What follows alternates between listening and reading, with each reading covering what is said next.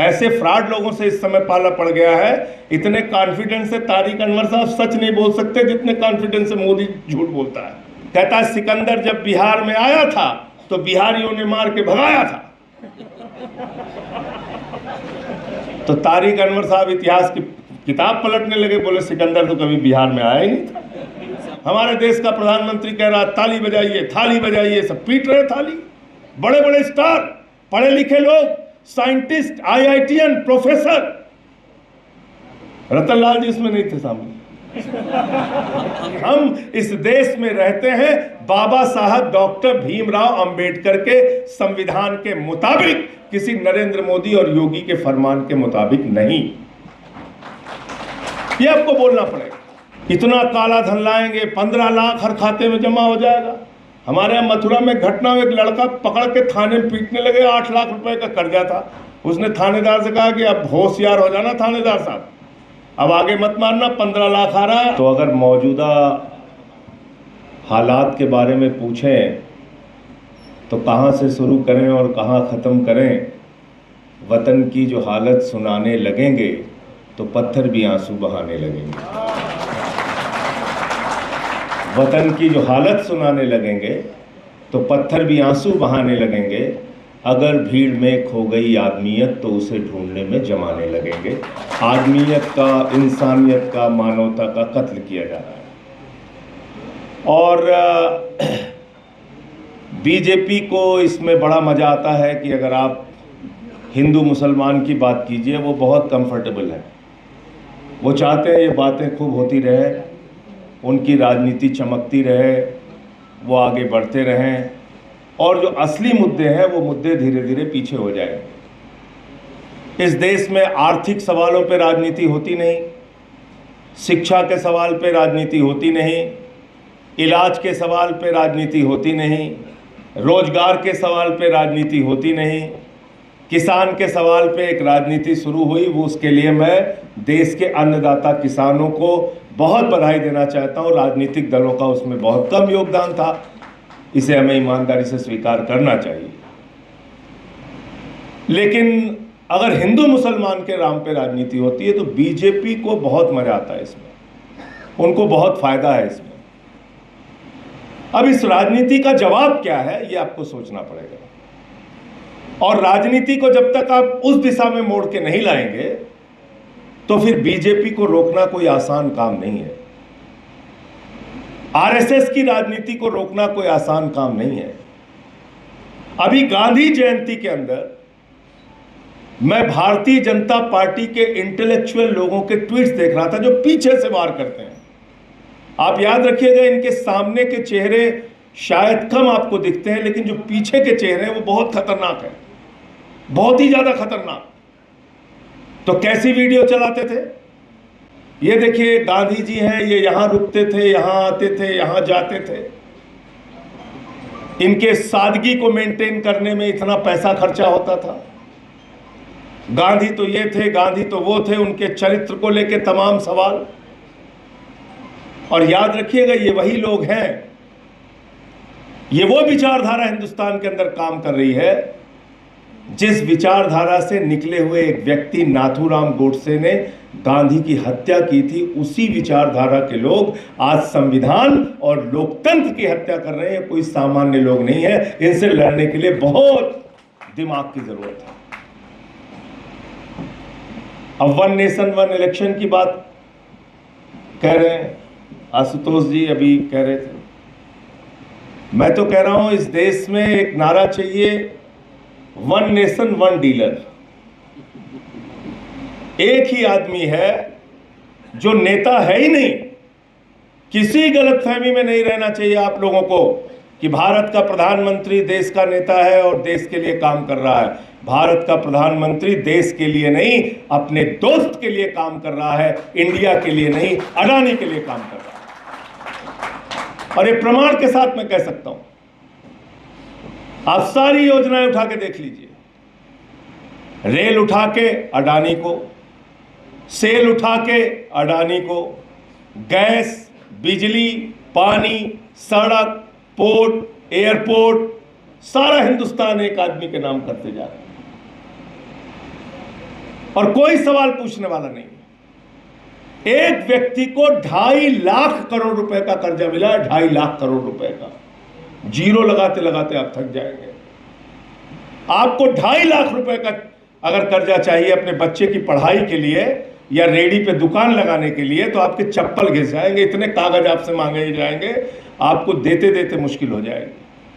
लेकिन एक व्यक्ति जो नरेंद्र मोदी का दोस्त है, उसको 2.5 लाख करोड़ रुपए का कर्जा मिला हुआ है, 2.5 लाख करोड़ रुपए का। अभी मैंने पार्लियामेंट में एक लिस्ट पढ़ी और वो लिस्ट मुझे लोकसभा में मिली थी, लोकसभा के एक जवाब से मिली थी। लोकसभा के एक सांसद ने पूछा कि इस देश के पूंजीपतियों का कितना कर्जा आपने माफ किया है एनसीएलटी के जरिए। एक इन्होंने ट्रिब्यूनल बनाया है, नेशनल कंपनी लॉ ट्रिब्यूनल, उसमें लोन का सेटलमेंट करते हैं। और 5,40,000 करोड़ रुपए 43 कंपनियों का बाकी था, 3,53,000 करोड़ रुपए माफ कर दिया गया। 3,53,000 करोड़ रुपए। क्या हो रहा है इस देश में? कहीं किसी को पता भी नहीं है ये मुद्दे। 3,53,000 करोड़ रुपए इस देश की तरक्की में लग जाए, रोजगार में लग जाए, शिक्षा में लग जाए, इलाज में लग जाए, हिंदुस्तान दुनिया के नंबर 1 के देशों की लड़ाई में आगे आ जाएगा। लेकिन उस पर बात नहीं होती, आर्थिक मुद्दों पे बात नहीं होती, घुमा फिरा के हिंदू मुसलमान का मुद्दा, जिसमें बीजेपी बहुत कंफर्टेबल है। इनके जो दोस्त भाग के गए हिंदुस्तान छोड़ के, नीरव मोदी हो, मेहुल चौकसी हो, विजय माल्या हो, नितिन संदेशरा हो, ललित मोदी हो, ये सारे लोग जिनका बीजेपी से कनेक्शन है, हजारों हजार करोड़ रुपए हिंदुस्तान का लूट के चले गए। ऐसे फ्रॉड लोगों से इस समय पाला पड़ गया है। इतने कॉन्फिडेंस से तारिक अनवर साहब सच नहीं बोल सकते जितने कॉन्फिडेंस से मोदी झूठ बोलता है, पूरे कॉन्फिडेंस के साथ। बताइए, कहता सिकंदर जब बिहार में आया था तो बिहारियों ने मार के भगाया था। तो तारिक अनवर साहब इतिहास की किताब पलटने लगे, बोले सिकंदर तो कभी बिहार में आया ही नहीं था। फिर कहने लगे कि भारत की आबादी 600 करोड़ है, उनके बीच से मैं जीत के आता हूं। मैंने कहा 144 करोड़ से तो निपट नहीं पा रहे हो, 600 करोड़ आबादी। फिर गए हमारे यहाँ संत कबीर नगर खलीलाबाद में, तो कहने लगे बाबा संत कबीर, बाबा गोरखनाथ, बाबा गुरु नानक देव एक साथ बैठ के मीटिंग करते थे। अब उनके जीवन काल में कई कई साल के अंतर है, 100 साल के करीब अंतर। तो इतने कॉन्फिडेंस से बोले गैस से, नाली के गैस से चाय बना लीजिए आप लोग। कोई भी मूर्खता की बात है। पूरे कॉन्फिडेंस के साथ, पूरे कॉन्फिडेंस के साथ देश में कोरोना से लोग मर रहे हैं, हमारे देश का प्रधानमंत्री कह रहा ताली बजाइए, थाली बजाइए, सब पीट रहे थाली। बड़े बड़े स्टार, पढ़े लिखे लोग, साइंटिस्ट, IITian, प्रोफेसर। रतन लाल जी इसमें नहीं थे सामने, हम गिरफ्तारी में थे। तो समझ लीजिए आप, ऐसे पागल बना रखा है देश का। थाली बजा रहे हैं सब कोरोना में, और बड़े बड़े स्टार वीडियो बना के देखिए, मोदी जी हमने थाली बजाया, हमने ताली बजाया। ये हो रहा, बड़े बड़े स्टार, किसका नाम लिया जाए, किसका नाम लिया जाए। ऐसे देश की हालत कर दी। और नाम ऐसा शानदार देते हैं कि जब मतलब GST लागू किया इस देश में, सोचिए आप, बोले रात में 12 बजे भारत के अंदर एक नई आज़ादी का उदय होने जा रहा है। पूरा देश नई आज़ादी के उदय में लग गया। अब बोले लता मंगेशकर का गाना आप सुनिए, अमिताभ बच्चन को देखिए, रात में 12 बजे GST पास होगी। मतलब इस देश ने 5% का टैक्स बढ़ा के 28% कर दिया। मोदी जी ने उसका जश्न मनवाया सबसे, बोले जश्न मनाओ सब लोग। मना रहे हैं, जश्न मना रहे हैं। जो आदमी ये कहता है 50 दिन मेरे भाइयों बहनों दीजिए, नोटबंदी किया हूं, अगर इसका फायदा आपको नजर नहीं आया, किसी चौराहे पे मुझे खड़ा करके गोली मार दीजिए। इतनी अतिवादी बातें बोलना। इतना काला धन लाएंगे, 15 लाख हर खाते में जमा हो जाएगा। हमारे यहाँ मथुरा में घटना, एक लड़का पकड़ के थाने में पीटने लगे, 8 लाख रुपए का कर्जा था। उसने थानेदार से कहा कि अब होशियार हो जाना थानेदार साहब, अब आगे मत मारना, 15 लाख आ रहा है, 8 लाख दे देंगे, 7 लाख आपको, उसमें से कुछ पैसा भी दे देंगे। ये हालत कर रखी है इस देश की। इसलिए आपके मुद्दे पे तो बात होती नहीं, ना रोजगार पे। नाम भी बहुत तगड़ा तगड़ा, जैसे अग्निवीर, बहुत शानदार बड़ा सा नाम दे दिया। बोले अग्निवीर बन जाओ सब लोग, अग्निवीर बनिए। और मुझसे बीजेपी वाले कहने लगे कि अरे मतलब आप अग्निवीर को कमजोर समझ रहे हैं। हमने कहा मैं बहुत मजबूत समझ रहा हूं, जितने बीजेपी के सांसद हैं सबके लड़कों को अग्निवीर बनाओ, सबको बनाओ अग्निवीर। अमित शाह का लड़का जैसा, जिसको बल्ला पकड़ना नहीं आता, वो बीसीसीआई का चेयरमैन बनेगा और हमारे घर का लड़का अग्निवीर बनेगा। 4 साल के ठेके पे आप भारत की सेना को रखेंगे और उसके बाद आप राष्ट्रवादी भी हैं। इसलिए इनसे किसी राष्ट्रवाद के सर्टिफिकेट की आवश्यकता नहीं है। मैं फिर दोहरा रहा हूं, बीजेपी की सांप्रदायिक राजनीति का सामना करने के लिए, बीजेपी की नफरत की राजनीति का सामना करने के लिए, बीजेपी की डिवाइड एंड रूल राजनीति का सामना करने के लिए, बीजेपी की बांटो और राज करो की नीति का सामना करने के लिए सामाजिक न्याय के सिद्धांत पर देश को लामबंद करना होगा, तभी इनको हराया जा सकता है। वरना तो रोज धर्म खतरे में पड़ा रहता है, किसी न किसी का धर्म रोज खतरे में पड़ा रहेगा। इसका कोई समाधान नहीं। इसका समाधान एक ही है, सोशल जस्टिस। उस मुद्दे पे बात कीजिए। जब आप इनसे कास्ट सेंसस पे बात करेंगे, ये दौड़ के भागेंगे। इससे आप जातीय जनगणना पे बात कीजिए, संविधान पे बात कीजिए, दौड़ के भागेंगे। ये आपके सामने टिक ही नहीं सकते, कभी नहीं टिक सकते। और राष्ट्रवाद की तो कभी कोई इनसे बात करने की जरूरत, जिन लोगों ने 53 साल तक तिरंगा झंडा नहीं फहराया अपने मुख्यालय पर, वो राष्ट्रवाद की बात करते हैं। वो लोग राष्ट्रवाद की बात करते हैं जिन्होंने पठानकोट में आईएसआई को बुला के जांच कराई।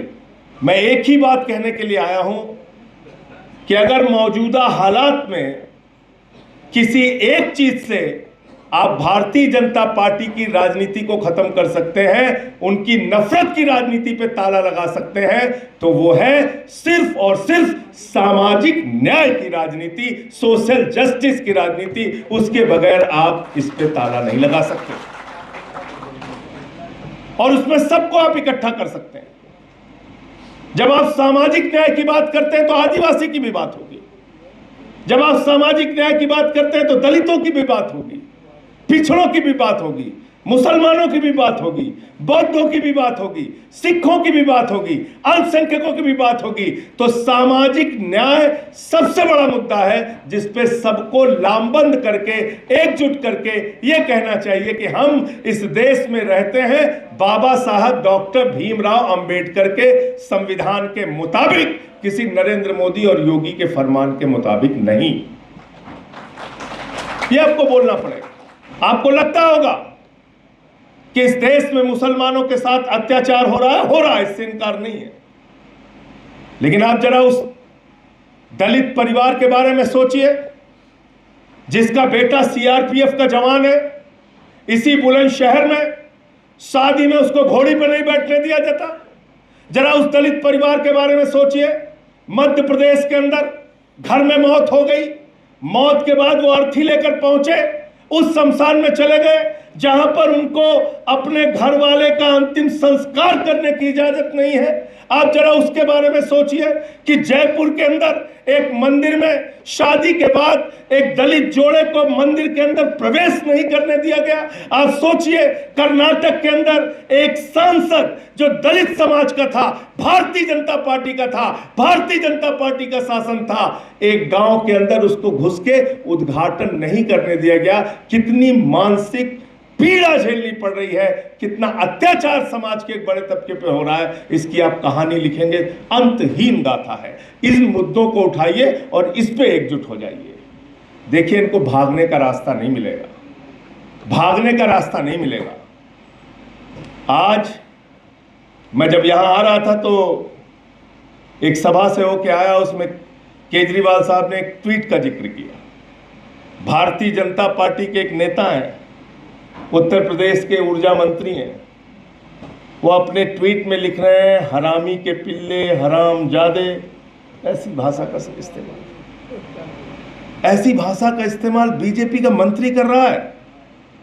अपने ऑफिशियल हैंडल से। ये हो रहा है इस देश के अंदर, खुली छूट है नफरत फैलाने की, समाज को बांटने की। आज सवाल पूछा क्यों नहीं जाता? मैं तो बार बार कहता हूं, जैसे ही रामनाथ कोविंद जी देश के राष्ट्रपति बने, पूरे देश में बीजेपी वालों ने डंका पीटा, देखो हमने एक दलित समाज के व्यक्ति को राष्ट्रपति बना दिया, देखो हमने एक दलित समाज के व्यक्ति को राष्ट्रपति बना दिया। लेकिन जब राम मंदिर का शिलान्यास हो रहा था तो बीजेपी अपनी मानसिकता से बदली नहीं। उन्होंने कहा मोदी जी जाएंगे, योगी जी जाएंगे, राज्यपाल आनंदीबेन पटेल जाएंगी। मैं सवाल पूछना चाहता हूं इस सभा में, जब योगी जी मुख्यमंत्री के तौर पे जा सकते हैं, उनके साथ राज्यपाल आनंदीबेन पटेल जा सकती हैं, देश के प्रधानमंत्री नरेंद्र मोदी जा सकते हैं, तो देश के राष्ट्रपति रामनाथ कोविंद क्यों नहीं जा सकते? क्योंकि वो दलित समाज के हैं, उनसे मंदिर का शिलान्यास नहीं कराया जाएगा। ये सवाल पूछना पड़ेगा कि आजादी के इतने साल के बाद भी जब मंदिर का उद्घाटन होता है तो भारत के प्रधानमंत्री जाते हैं, योगी जी जाते हैं, राज्यपाल जाते हैं, लेकिन देश की मौजूदा राष्ट्रपति श्रीमती द्रौपदी मुर्मू जी नहीं जाती, क्योंकि वो आदिवासी समाज से हैं। ये सवाल तो पूछना पड़ेगा। इस देश में समाज के बड़े तबके के साथ जो अन्याय हो रहा है, अगर अत्याचार हो रहा है, अगर उस मुद्दे को आप आगे लेके आएंगे तो वो बड़ा मुद्दा होगा, और उस मुद्दे में 85% जनता एक साथ खड़ी होगी, और उसके जवाब में बीजेपी आपके सामने नहीं खड़ी हो सकती। उनकी गंदी राजनीति, उनकी नफरत की राजनीति नहीं खड़ी हो सकती। अभी जैसे वक्फ का सवाल है, मैं जेपीसी का मेंबर भी हूं, ऐसे ऐसे उसमें क्लास लिखे हैं, आप देखेंगे हैरान हो जाएंगे। ऐसे ऐसे क्लास डाल दिए हैं।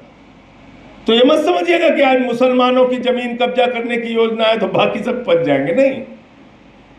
और मैं तो कहता हूं बुलडोजर के बारे में कि बुलडोजर बहुत बेवफा है, किसी का सगा नहीं है। छतरपुर में मुसलमान के घर पे चला, फिर नोएडा में त्यागी जी के घर पे चला, फिर त्यागी जी ने आंदोलन किया तो बंसल जी के घर पे चला, फिर अयोध्या में चला, फिर काशी में मंदिरों पे चला बुलडोजर।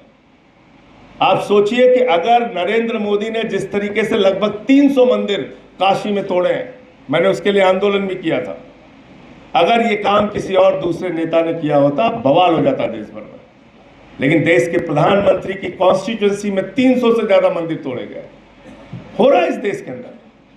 तो इसलिए मुझे लगता है कि व्यापक मुद्दों को, बड़े मुद्दों को, धर्म के नाम पर भेदभाव, जाति के नाम पे भेदभाव, भाषा के नाम पे भेदभाव, जहां जहां भेदभाव हो रहा है और जितने लोग उस भेदभाव से पीड़ित हैं, सबको एकत्रित कीजिए, सबको इकट्ठा कीजिए, और तब मुझे लगता है कि एक बड़ा आंदोलन इनके खिलाफ खड़ा किया जा सकता है। निश्चित रूप से सही कहा कि इनका कोई राष्ट्रीय आंदोलन में योगदान नहीं है। रोज सर्टिफिकेट मांगते रहते हैं जावेद अली से। जावेद अली साहब तो लेके आए थे एक बिल प्राइवेट मेंबर का, ये दिलाना चाहते थे अधिकार। मैं था उस दिन, पूछिए, झगड़ा हो गया इनके चक्कर में, इनके बिल के चक्कर में झगड़ा हो गया। वो सामाजिक न्याय से जुड़ा हुआ बिल, सोशल जस्टिस से जुड़ा हुआ बिल, और तब मैंने खड़े होकर कह दिया कि बीजेपी दलितों के, पिछड़ों के, आदिवासियों के खिलाफ है। पूरे भाजपा वाले चिल्लाने लगे, पूरे भाजपा वाले चिल्लाने लगे, हमसे नाराज भी ज्यादा रहते हैं। ठीक कहा हमारे साथी ने, सस्पेंड बहुत किया। तो जब मुझे सस्पेंड कर रहे थे तो मुझे कहने लगे कि संजय सिंह 56 बार बेल में आए, इन्होंने मणिपुर का मुद्दा उठाया। तो मुझे अब तक 56 फिल्म याद आ गई, इसमें 56 लोगों का इनकाउंटर किया था। मैं 56 बार भारत के लोकतंत्र को बचाने के लिए संसद की बेल में गया हूं, और 156 बार जाना पड़ेगा तो जाऊंगा। इसमें डरने की क्या बात है? मैंने किसानों का मुद्दा उठाया, माइक तोड़ दिया। बड़ी आलोचना पूरी देश में हुई मेरी कि माइक तोड़ दिया संजय सिंह ने संसद में। मैंने कहा तुम किसानों की हड्डियां तोड़ रहे हो, उनके साथ जानवरों जैसा व्यवहार कर रहे हो, उन पे गोलियां चला रहे हो। 750 किसानों ने अपनी शहादत दी है।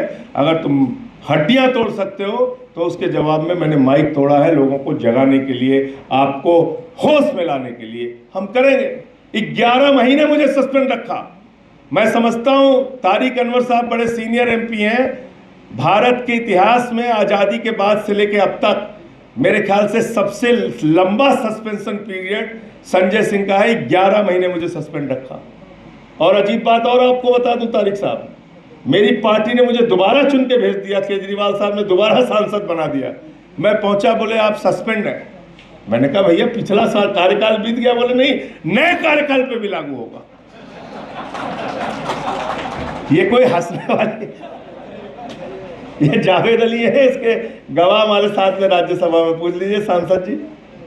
मुझे बोले नए कार्यकाल पे भी वो सस्पेंशन लागू होगा। मैं हैरान रह गया, मैंने कहा ऐसे कैसे लागू होगा। बोले लिखित माफीनामा आपको देना पड़ेगा। मैंने कहा मैं संघ में नहीं रहा हूं भैया, मैं नहीं दे पाऊंगा। वही इस सब चक्कर में मत रहिए, गलतफहमी में। कहने लगे वो मामला कुछ हो गया था इसीलिए आपको जानते हैं ना, आप सस्पेंड क्यों किया गया। हमने कहा मैं खुद जानता हूं। बोले क्या। हमने कहा मैंने नारा लगा दिया पार्लियामेंट में, मोदी अडानी भाई भाई, देश बेच के खाई मलाई। उसी दिन आ गए बीजेपी वाले मेरे पास, बोले तुम्हें जरूर पक्का जेल में भेजेंगे। भेज दिया जेल। 6 महीने जेल में रहा। 13 दिन तक मुझे कोठरी से निकलने नहीं देते थे। जब मेरा ब्लड प्रेशर चेक करने के लिए निकालते थे तो 4 पुलिस वाले, पूरा अनाउंसमेंट होता था, वार्ड नंबर 1, 2, 3 के बंदी भाई अपने अपने बैरक में चले जाएं, और सब बंद होते थे। सब वहाँ से फिर मुझे वहाँ ले जाते थे, मेडिकल चेकअप करा के लेके आते थे। और जहाँ मैं रह रहा था, जिस कोठरी में, वहाँ भी CCTV लगा रखा था। 24 घंटे हमको देखते थे। तो मैं वहाँ टीवी ऑन करके, टीवी सब में लगा रहता था, कोई अकेले मेरे में नहीं। तो मैं वहाँ टीवी ऑन करके फिल्में ऐसी देखता था जिसमें हंसा जा सके। मैं आपको बता रहा हूँ अपने जेल का अनुभव। और मैं फिल्में देखता था, और फिल्म जो मजाकिया सीन होती थी उस पर हंसता भी था खूब आराम से। जो है फिर 13 दिन के बाद मैं गया भाई सुपरिटेंडेंट के पास। मैंने कहा भाई जो एक सामान्य कैदी का अधिकार है उतना तो अधिकार दो मुझे। बोला ठीक है साहब, आप वॉक कर सकते हैं। तो मैं पुलिस के अधिकारियों से उनसे मिलता था, तो उनको ये रहता था कि ये दुखी क्यों नहीं हो रहे हैं। मैंने कहा किस बात के लिए दुखी होना है। बोले नहीं, आप तो बड़े मज़े से जेल काट रहे हैं। हमने कहा ऐसे मज़े से बोलो, मोदी जी भी आके काटे हमारे साथ। इतना ही मज़ा अगर आ रहा है तो आए, वो लोगों को भी भेजो। उनमें से तो एक है जिसका पुराना एक्सपीरियंस है, रह भी चुका है, तो उसी को भेज दो कम से कम। कहने लगे नहीं, वो ऊपर सब रिपोर्ट जाती है कि एकदम उनके ऊपर तो कोई फ़र्क ही नहीं पड़ रहा है। तो जो भी उनको लगा हो, फिलहाल 6 महीने में मुझे जमानत मिल गई। अब मुझे ये कहा भी गया कि मैं अपने केस के बारे में ना बोलूँ, तो मैं अपने केस के बारे में नहीं बोलता, लेकिन पूरी दुनिया के केस के बारे में बोलता हूँ। कोई मुझे उसमें दिक्कत नहीं है।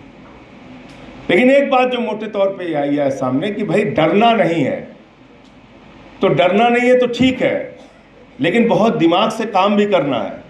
तो इसलिए इसका जवाब सिर्फ और सिर्फ सामाजिक न्याय की लड़ाई है, सोशल जस्टिस की लड़ाई है। और उसमें 85% देश का जनमानस जो आज अपने अपने अधिकारों के लिए लड़ रहा है, उसको एक साथ लाना पड़ेगा। और ऐसे में ये जो गैर राजनीतिक संगठन है, इनकी बड़ी भूमिका है, क्योंकि राजनीतिक संगठनों के साथ एक समस्या ये आती है कि जैसे ही आप कोई बात करते हैं वो जोड़ लिया जाता है कि भाई ये राजनीतिक है। तो इसलिए आप राजनीतिक लोगों को भी बुलाइए, उसमें कोई सभी दलों को बुलाइए, लेकिन ऐसे प्रयास, ऐसे विचार गोष्ठी, ऐसे मंथन, इसकी बहुत ज़रूरत है। बहुत बहुत शुक्रिया, बहुत बहुत धन्यवाद, आपने मुझे बुलाया और इतना अपनी बात रखने का मौका